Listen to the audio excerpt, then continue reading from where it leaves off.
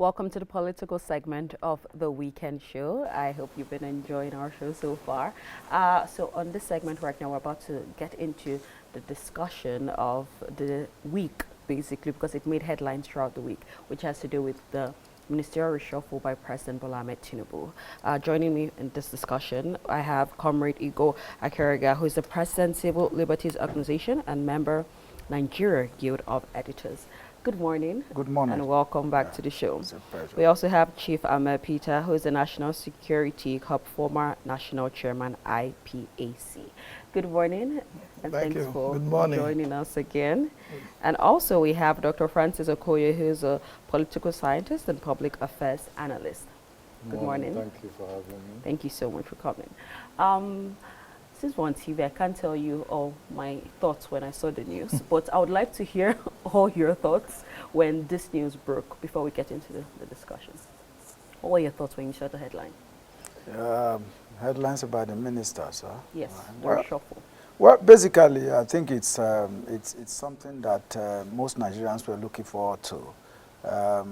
Last year, the president was sworn in as a duly elected president of the Federal Republic, and before then, particularly prior to the elections during the campaign, we were told that the president has a team, a strong team, and that he was able to do so much in Lagos. He was coming to Abuja to replicate his enormous achievements that he did in Lagos.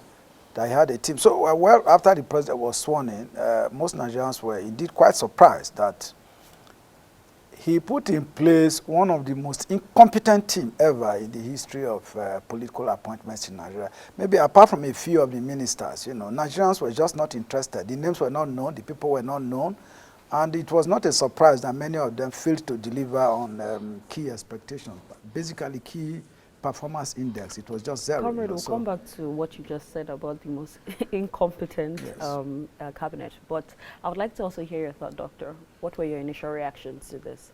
Yes, my initial reactions were not far-fetched because last time I came to this studio 3 weeks ago, I did mention that there are some ministers that need to be sacked. I mentioned about 4 of them, and that out of the 4 I mentioned, 3 were sacked. Minister for Women Affairs, Minister for Youth, and Minister for State Finance, and equally having a new Minister for Humanitarian Affairs, which I mentioned here when I came here during my last appearance on this studio. So they expected. The actions the president took were expected in the sense that a good number of them needed to be shown the exit way. And the president, being a listening president, did what Nigerians expected, even though list of those we expect to be sacked are not actually complete. But for the president to have done that within just a year and 5 months into his office shows that he's a listening president, to whom much is given, much is expected. Now that he has taken that step, because there is this performance index that all of them were given, I think those that were sacked did not meet up to that expectation, and that was why they were shown the exit way. We expect the president to do more in rejigging some of them who are equally not doing well. But so far, I commend the president for the actions taken so far. And those who are coming on board, they are eminently qualified, the incoming ministers. Okay. Maybe we'll discuss Thank you that very later. much. Yes, we'll get into that shortly. Chief Abe, I would like to hear your own reaction to the headline. For me, when I saw the headline, I felt political consideration has taken the better part of this judgment again. Because for me, I felt, like my brother over there said, there was no plan. There wasn't a plan, just like Obasanjo said. The pursuit of the president today was a factor on how to capture power and how to get into power. So there wasn't a ground plan of those who are going to work with him. We're going to achieve these objectives. We're going to make sure that Nigeria get out of the woods. We don't have any ground. Because if you want to talk about monitoring and evaluation, and whatever report that must have been used to remove those who were removed and brought those who were brought in, there has to be KPI. Your monitoring evaluation must be built on your KPI, your key performance index. And if you want to now analyze that, you need to be able to be courageous enough to state where these ministers have failed. Because I see that those who have really failed Nigerians are still in office. The Minister of Power is there. You talk about you're removing the Minister for State for Minister of Health and making the person a substantive minister in education. What is his track record in the education industry? What has he done? It could be he's a medical doctor. Yes, I agree. But there are a lot of issues that comes into education that you need to bring experience on. Like those who have worked, who have been principals, those who have been university VCs, who are those who have been teaching in classroom, who know the shortfalls within the educational sector. You know, so we have a lot of problem that the president is not really tailoring his action towards, you know, performance, towards engagement with the citizens, towards promotion of developmental values of our society, but looking at how to build political network. You could bring 2 ministers from Kano, for instance, and then do other things, and remove a substantive minister from Southeast and bring a minister for state from the Southeast. So there has to be key balancing. We have to be able to respect, you know, our regional differences, geographical differences, whatever difference that exists. And if the Constitution gives you the discretion and the authority to select a minister per state, I also think the president is not working his talk as regards the issue of Orasayan report in trying to make sure that you cut down the cost of governance. It's very key. The president has failed totally on this part, continue this over-bloated style of governance, and this brings so much expenditure, you know, to bear on the resources, already lean resources of our country. So the president must be able to say, look, for me, this is the policy. This is what I want to do. And have a clear term. Nigerians will follow. Nigeria does not know what the country is doing at this moment. Nigeria does not know what the ministers are doing. The Kennedy, they said they removed. At least I can still praise that woman. You know why? Because she had a lot of activity on her hand. She will come out and say, look, this one was beaten, this one was done, money was taken from here, and that 200 million was used to conduct program. Have you investigated that matter?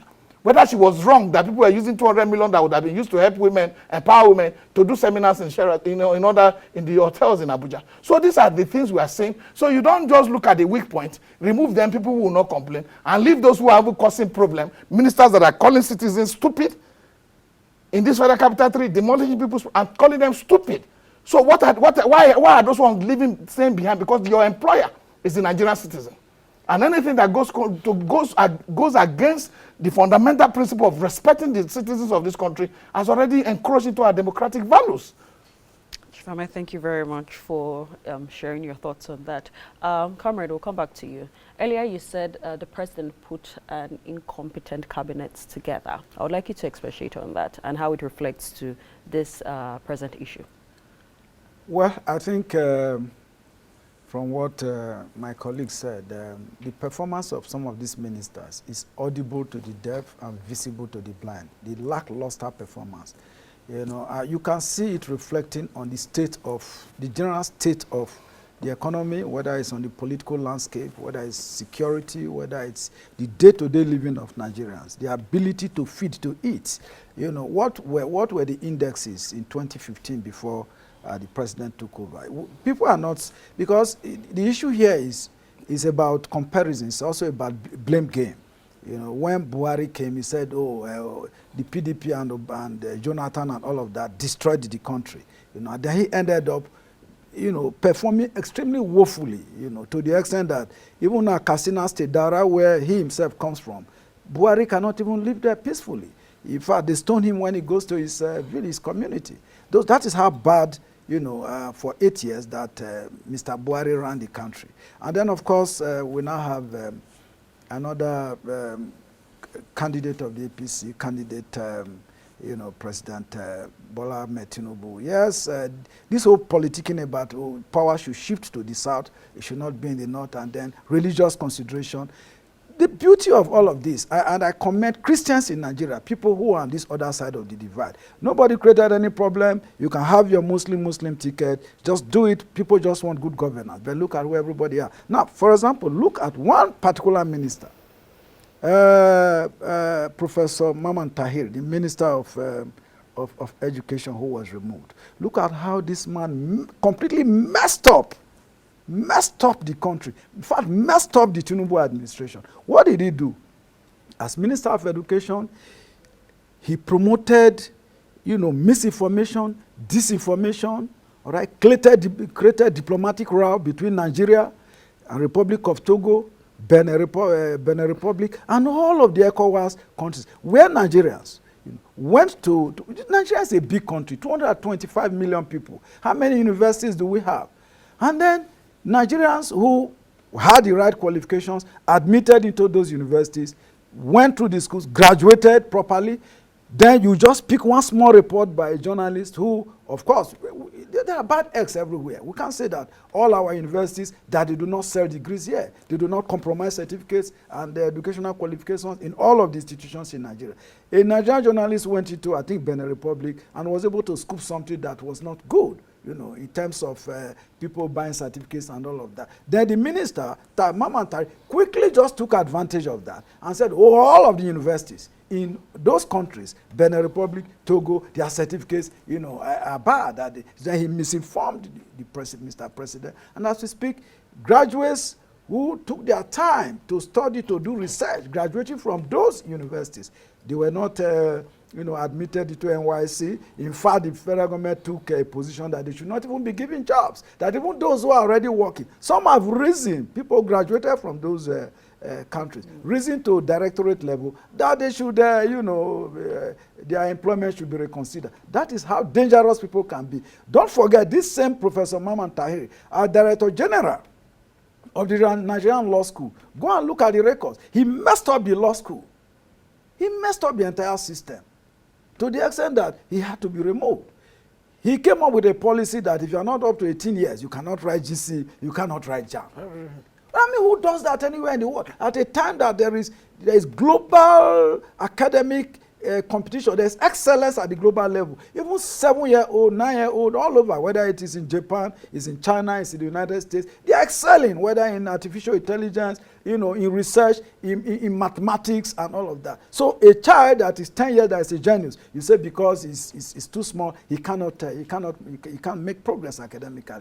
Thank God that the Nigerian, the National Assembly reversed that, at least let's bring it up to 16 years. But I think that it is a responsibility of the Tinubu administration to ensure that they reverse to status quo antebellum, where it was before this minister was appointed. All the reversals, all the disadvantages that is created. I think some individuals, when you give them public offices and they deliberately reverse all against, they should be probed and possibly arrested. Maman Tahir is one of them. And of course, I also agree with my colleague there who actually spoke about the former Minister of Women Affairs, Uju Kennedy. That woman was exceptional. I think the problem she had was challenging the establishment, challenging the status quo, revealing what has been hidden. Because this woman said that there are certain things that is done within the Women Affairs Ministry that is hidden. She came and threw everything open and, was challenging all kinds of things, challenging girl-child marriages, which some individuals in certain regions of the country think it is proper.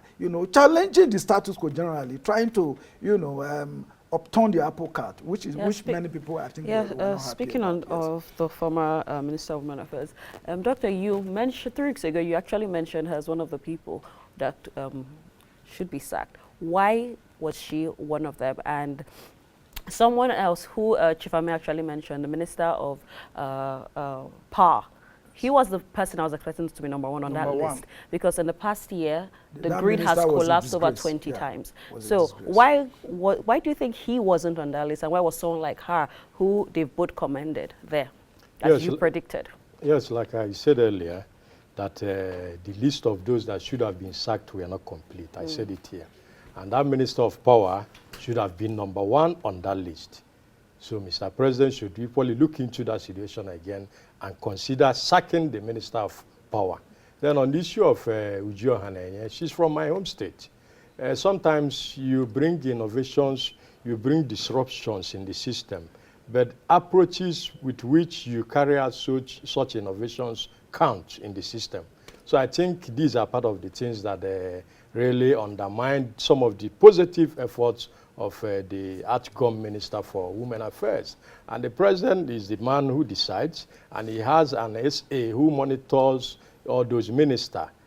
together with the office of the SGF, and think they are right in their decision But in when you speak, showing when you the speak exit. when you speak of approach, Yeah. then that means the FCT minister should have been on that list. No. Anybody talking about FCT minister being No, because on you the spoke list on of those to be approach. sacked, Peter really said it here because of the language he used the other day. He was having an yeah, I condemn his language. I totally condemn the language used.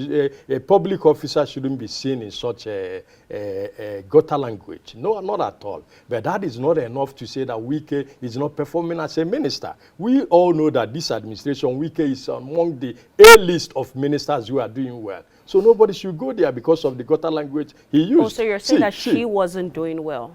You mean Uju? Yes. Yes. As far as I'm concerned, even those of us from APC Anambra State are not happy when Uju was thrown up as a minister. And within the 1 year and 4 months she was in office, she was not even coming home and doing all sorts of things that should be seen as a person who is from a particular state. See, the reason why the Constitution says that the president must appoint minister from every state, that Constitution was novel in doing that. That every minister, every state must have at least one minister. So if I come here and tell you that those of us from Anambra are not happy with Uju, nobody should blame us for saying that. I'm from Anambra State. I in particular am not happy. The same way with many other APC and Anambrarians. We are not happy with we were not happy with her. So I think her sack was in order. The person coming to take over from her, Bianca Ojukwu, is equally eminently qualified. See, the president, having done what he did by sacking at least some of them, has shown leadership, has shown that he's a president who listens to the masses, has shown that, yes, I'm monitoring these people. Take, for instance, my colleague here mentioned about maybe Maman Tahir, the Minister of Education, who was sacked. That means for him to have said that that minister was a mess and the president sacked him, that means the president was listening, he was flowing up. The Ministry of Information is doing a lot in this country. Yeah. Ministry of Information. That ministry, in fact, that minister is equally among the A-list ministers. That Minister of Information has been Abubakar, has been going about marketing all the activities, programs, and actions of all the ministries, ministry by ministry, showing what they are doing well, showing what they are not doing well, and how they can improve on it. The ministry, various ministries on their own, equally are marketing and showcasing what they are doing. I commended the Minister of Steel the other day. Most of us may not be seeing some of these achievements on the media, but the Minister of Steel is doing extremely well too. So, on a nutshell, I can say it unequivocally, not just because I'm an APC member, because I am equally one who tests truth to power, no matter whose us is God, that some of these ministers who were retained are doing well. It is just 1 year and 5 months in the office. I think by the time the new people come on board, they will know that before 1 year, they will equally be shown the exit way if they are not doing well. It will make them to reject themselves. It will make them to make sure that they put in their best to deliver. Or else the president will equally sack them. Because I cannot tell you on this studio again, that before the election, another set of ministers will be sacked. Chief, I've been seeing your reactions to, what he's been saying, and I would like you to speak on that and share your thoughts on all of that. But before we do that, I would also like to know, can only a woman, and this is an open question to all of you, can only, a woman head the Ministry of Humanitarian and Poverty Alleviation? Can it just be a woman? Can't a man do that as well? Why can't, because we keep seeing that. What you need in people in offices are people who are competent, people who have the capacity to lead. When this appointment is based on merit, the merit, ability, to perform, and all the other criteria that I used to mention. Because if you have company today and you are trying to employ people, you ask for the track record, you ask for where they worked before, what school have they attended, what are their grades. Yeah. You ask all these questions because you want your company to succeed. And we cannot just be applying the same without applying it to our daily public life. Like, look, after God, most people say it's government. And you don't have government, and that you now place people who have no capacity, who have no competence, who would have no merit to determine the cost of our progressive development. We have an issue to treat, and these issues are very key. The issues are very key because from the head, you know how the head of the fish, you know whether the body of the fish is rotten. The incompetence of those who are running the presidency today is largely responsible for the failure of the government. Nobody can tell me that. The president is the minister of petroleum. We don't have PMS on our street. People, the last 2 days ago, or some days ago, he said those who will not convert to CNG will end up buying PMS at 1,000 naira. They will suffer for it. What you mean is an insensitive statement for people who are living, which number by United Nations has increased, multi-dimension poverty. They've not done anything to improve that. I'm talking to you now as I speak to you. The conversion cost for a SUV is about 1.5 million. For Nissan is about 600, 700,000. So are you going to now have the money for a man who is on the street, who drives an Uber, to now raise 800,000 as if he's going to buy a car, 800,000 or used to buy these cars in 2002. So we have an issue. And we must have people who are sensitive, people who can communicate with the masses, people who walk on the street of this country, people who know the values of what a society building is like. There must be a communal relationship between the governors and the people. You can't just make statements because you have the authority to do that when you're in the presidency. For all of us, nobody is more qualified. You qualify, is qualified. Everybody's qualified to be president. Today you are there. Somebody is going to be there. So you are not going to be treating as if it's one special group of persons that only can become president. As citizens of this country, we're eminently qualified, whether you are the Igbo man, whether you are an Hausa man, Idoma, Igala, or any tribe of this country has the right to be president. If we have an electoral system that is based on the fact that one man, one vote, and that vote counts. So we have a situation where the presidents are not communicating because they are looking at it that our system, electoral system, is not strong enough to determine those who get into government. That is the problem, because let me tell you something. You see all this political consideration appointment, and you see how people talk about Wike performing. And I've been in Abuja for more than 30 years. I know what Abuja was before Erufai came in. I know what Erufai did to this city. I can tell you with KPI, I can analyze the lagging, the whatever indicators that will be used to determine what this Area 1 roundabout was, what Beggar was.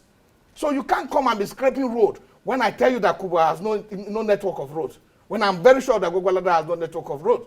Because we need to stop the rural-urban migration. We need to be able to develop communities within the FCTs so that people can stay there, so that people can contribute to the economy and commerce of those communities to grow. You can't be scraping the roads that have lifespan of extra 10 years. We are looking for money. If we are looking for money, we can't just scrape roads that have 15 years lifespan to still survive and say we are doing road. And if you go to some of these roads, there you see ponding. Ponding, where I can take you to some of them. So for me, I don't have issues with anybody or person. But what I'm saying is that Nigerians deserve better. We don't have light. You got the power sector that you don't see a revolution. You don't see, ideas. You don't see innovation that will drive this current power sector. And you are creating an apartheid regime system in the power sector where you have Ban A, Ban B, and Ban D. And people are paying higher for what they can't get. And you have a power minister that is still retaining his job. So I don't see anything that they have done that is very specific or micro-specific to performance. You have a minister for state for petroleum. What are we doing? What is the situation? Where is it? This is our common one. We have only one mono product. And that one mono product is crude oil. We are dependent on that mono product for everything. And yet we cannot be able to wake up and that I came into office. This is my plan for the Port Harcourt refinery. This is my plan for the Kaduna refinery. And this is what I want to do with the seaport expansion in Asaba, in Onitsha, and other places of this country to be able to boost the economy. We need to have a system where we have governance model that you can say, look, our problem in this country is that every president that comes are looking for short-term result, so that they go say, I'm the one that commissioned this 3-story building. I'm the one that commissioned this borehole machine, this borehole water pumping machine. When we are supposed to be talking of pipe-borne water, as I speak to you, the FCT is to be one of the best cities in this country, but not the best city in the world. It's lagging behind seriously, because if you count 1,000 houses in the FCT, you see a borehole, overhead tank standing. You don't see that in modern cities. We don't have a train system that takes people from Yanya. See, if you want to increase fuel, the current poverty that increased by over 300%, what you do, it is what you do before you remove the subsidy that matters. It is not what you do after you have removed the subsidy. If you would have provided things that will reduce the pain of the masses, because the day the subsidy gun statement was made, fuel stations increased their prices to 800 naira per litre. And that dovetail and jump into the cost of commerce in this country, cost of services and the cost of food. And that's why today you have inflation of food alone is over 40%. Headline inflation is 32% upward, and it's counting. And you have the ordinary people. The reason why Nigeria survive is because we still have rural communities and people are still, doing communal relationship with their people. If not, what we have today is unsustainable, is unacceptable, and should not be a model for any governance in anywhere in the world, because we have a system that if we want to get out of this poverty today, we should invest massively in agriculture. The president came up and said he was going to be tilling 500 hectares of land for agriculture every year. They haven't tilled 1 square kilometer. So you are talking about a president that said things just impulsively and irrationally, to say that this is what I want to do, and there are no paper to back them up. Because if you want to get out of this poverty you see today, the easiest way is agriculture. Because it has a very short gestation period. You can plant corn today, the 3 months time corn is ready. You can plant cassava today, so time is ready. You can plant cashew nut today, so that we can diversify our economy and stop this total dependence on this monocrop product that have made our governors incompetent, that have made our governance system look like a child play, that people come to Abuja to share money monthly for like a feeding bottle arrangement, like a father feeding the baby. When we have you've said a lot of interesting things, and I would like you to react to that. Do you think there's a shift in this administration's priorities? Well, what are the issues here? He has said a lot, and for me, let us not just make it look like the president is not doing anything. No, I asked this because, we have lots of issues, from fuel to food to insecurity, all of that. The cost of living is really high. But it seems like they are dancing around it and not actually fixing the problem that every Nigerian is facing. That's why I said, do you think there's a shift in their priorities? Well, basically, if there is no shift, there is no shift, because if there is a shift, we will see remarkable dividends result. The outcomes will be positive. So, but the outcomes that we see are tilted more to the negative. Are tilted more to anti-masses policies that has thrown more people into the poverty net, that makes more people to be suffering. As we speak, even as I sit down here, it's difficult for me to buy fuel into my car. So if at my level I cannot fuel my car, and drive to AIT studio, then there is a problem with even people who are not as privileged, as it were. Now you said that 70,000 is the national minimum wage. What can 70,000 naira do for anybody now? Even for the 70,000 naira, you still see the federal government and state governments prevaricating on the payment of the 70,000 naira. Well, be that as it may, what are really the core issues? We keep generating conversations around small issues. There's really no big issue if the president decides to rejig his cabinet. It is his prerogative to rejig his cabinet. It simply shows it's an admittance of the fact that those that have transferred delegated responsibility to have failed. It also shows it is a mark. It is a mark of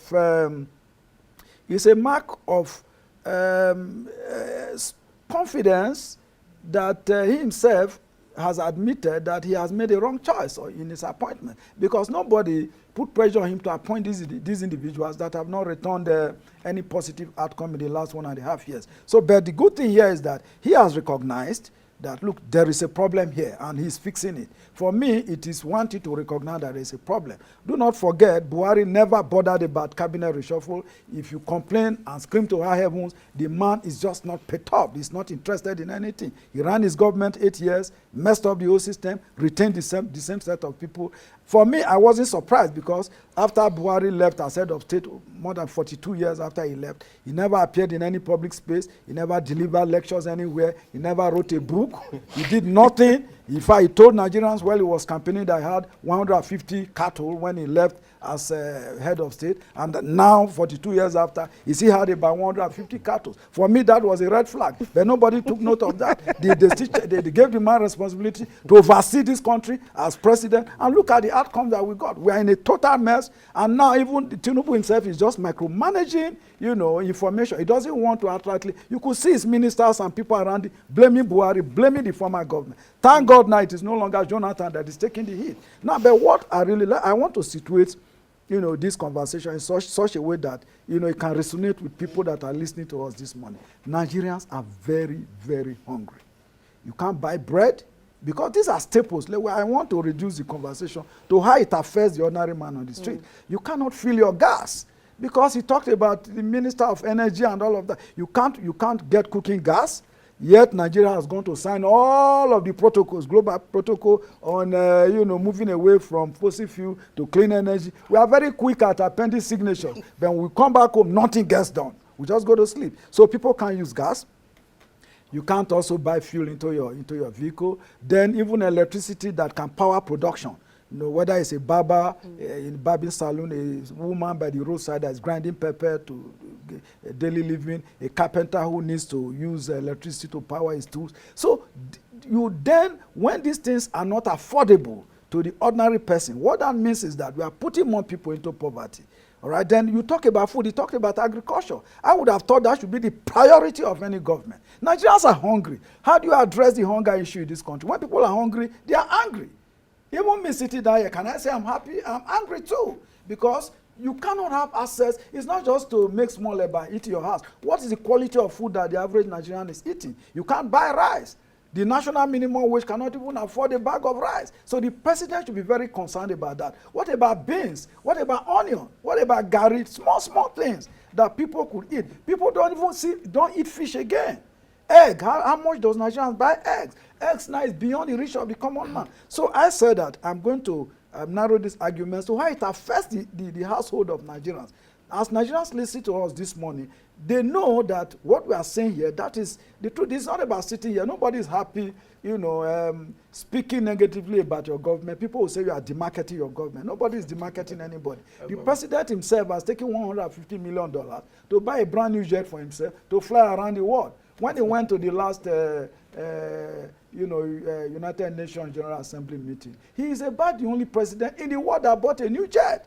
But you're also asking the same people you took loan from, to provide infrastructure for your country. You're then flying with new jet. Now you're asking the same people to write off your debt. So you can see the paradigm negative shift that we're having in this country. You are asking with one hand, and you're using one hand to fritter away the resources that is even accruable to you. What about the vice president? You're asking people to tighten their belt. But yet you take out 15 billion, to build one small house for the vice president. You know what is 15 billion? You know what it can do in the area of agriculture? If you invest 15 billion in agriculture. As he said, the president said he was going to do 1 million hectares of land, there will be food. Where is the food? He said that when he was asked, I remember when he was campaigning, the president was asked, what will you do in the area of agriculture in providing food? He said, he will cultivate 1 million hectares of land. There will be agbado. Agbado means corn in Yoruba. There will be enough corn. Today, maize is one of the most expensive staple crop we have in this country. So the president should look at that. Now you create a Ministry of Livestock Development, all right? Because that is also an issue that is getting people worked up. You create a Ministry of one small area that should be in the Federal Ministry of Agriculture. You take it out because of pressure from a region of the country. Because we know what happened under Buhari. They wanted the National Livestock Transformation Plan. They wanted rural area grazing, blah, blah, blah, to take lands from local governments across the entire country and give to cattle rearers. This country is not built only on cattle and cattle rearers. Now this president has gone to create a Ministry of Livestock Development. What is the national economic input of cattle rearers to the national purse? How much do they bring?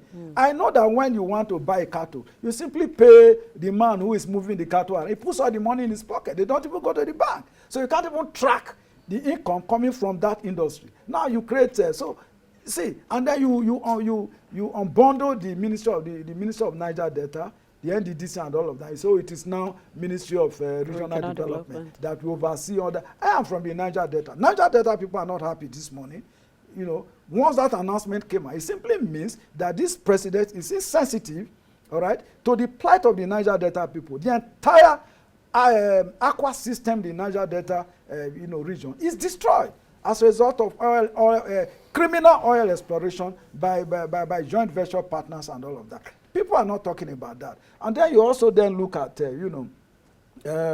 as he said, we've talked about agriculture, food, and the impact of the lack of food on the lives and health of Nigerians. Once you don't feed well, it is a problem. So then you look at even the roads.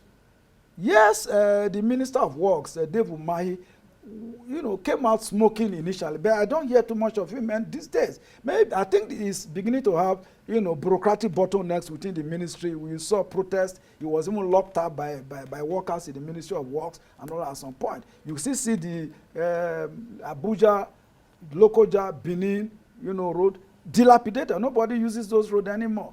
The multimodal system of transportation. Look at rail.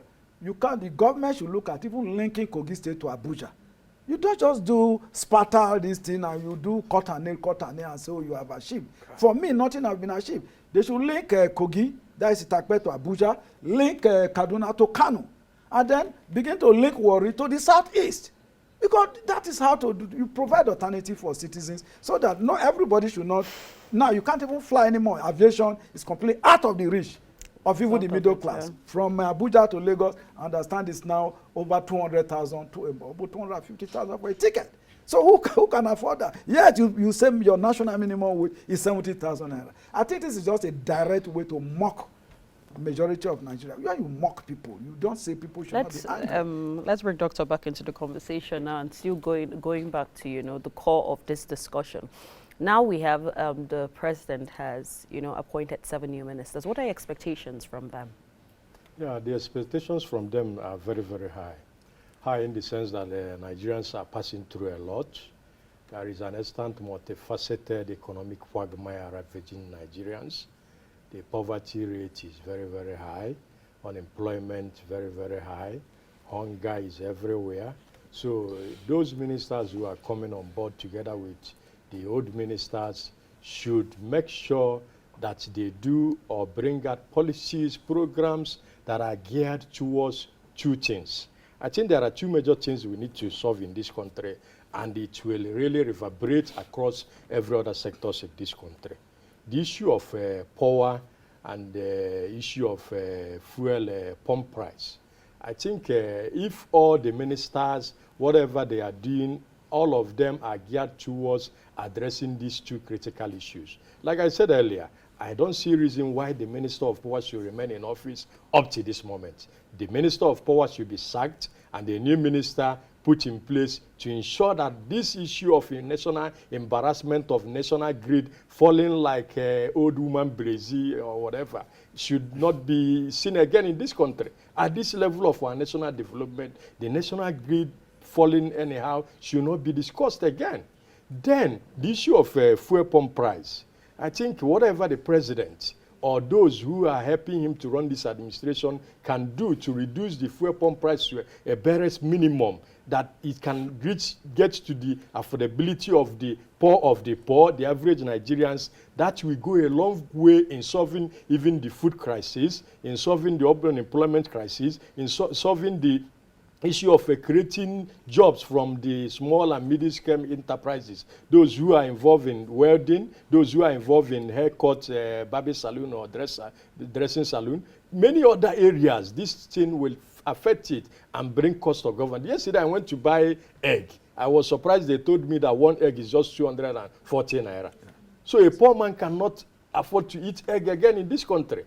So being an APC member doesn't make me to say that I'm not seeing what is happening in the country. I'm seeing it.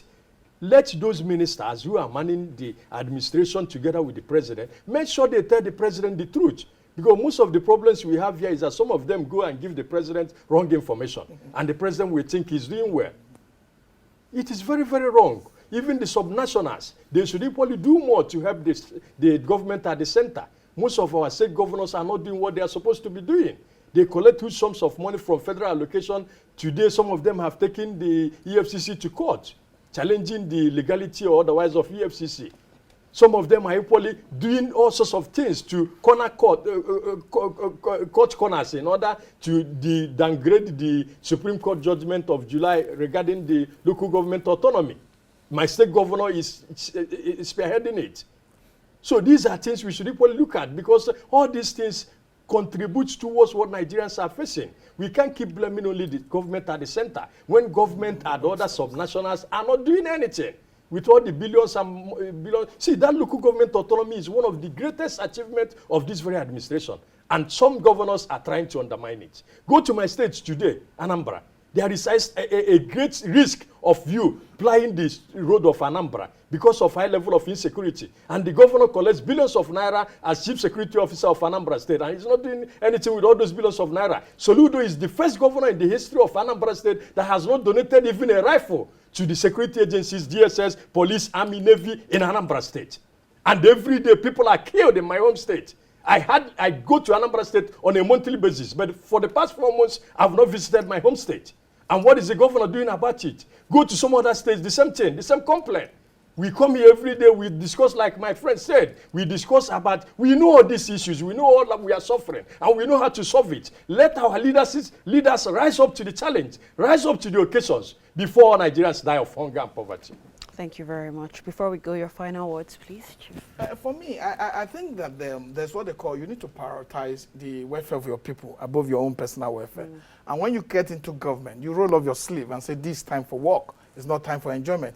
I think his analysis are very, comprehensive and covers all the areas that I should have been talking about. Because the fact is that if we had put 150 billion, the money used to buy the aircraft for the president, and say, okay, for the purpose of reducing the cost of food, the cost of transport, the cost of this, and the Nigerians will bear. We put 150 billion on the ground so that Nigerians can freely convert their vehicles to at any conversion site, free of charge, to CNG, for that transition to now happen seamlessly.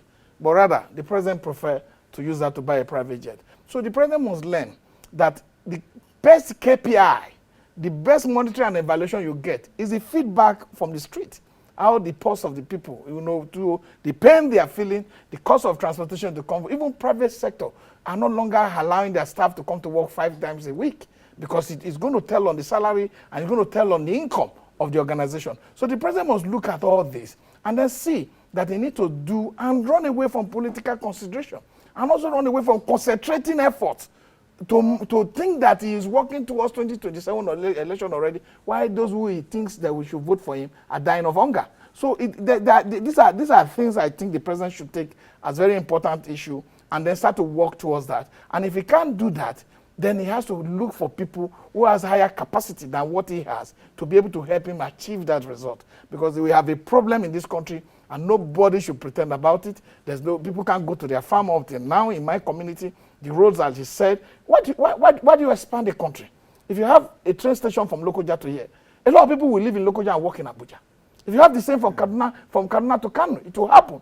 If you have the same to Niger, it will happen. So I will not concentrating on how to make sure that the life of our people become easier, and then we discongest this process of everybody running from rural community to choke up Lagos, to come to Abuja, where you have over 22 million people living in a 5,000 something square area of Lagos State. So we need to be able to learn very well and decide to study properly how to help our people to grow economically, bringing prosperity to the economy by injecting money in the right areas, but not injecting money for luxury for those who are in government. For people who are in government who are buying new vehicles, the National Assembly, for instance, creating national budgeting for library, budgeting for car park. These are expenditure that are not necessary at this point because Nigeria is in a very deep hole, and it is hard work, commitment, and ingenuity that can take us out of this crisis.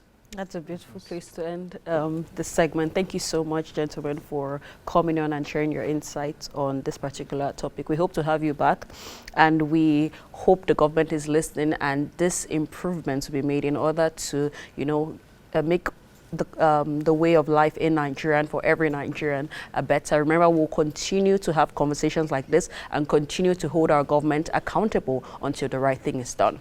That's it for the political segment. We have so much more coming up. To stay with us.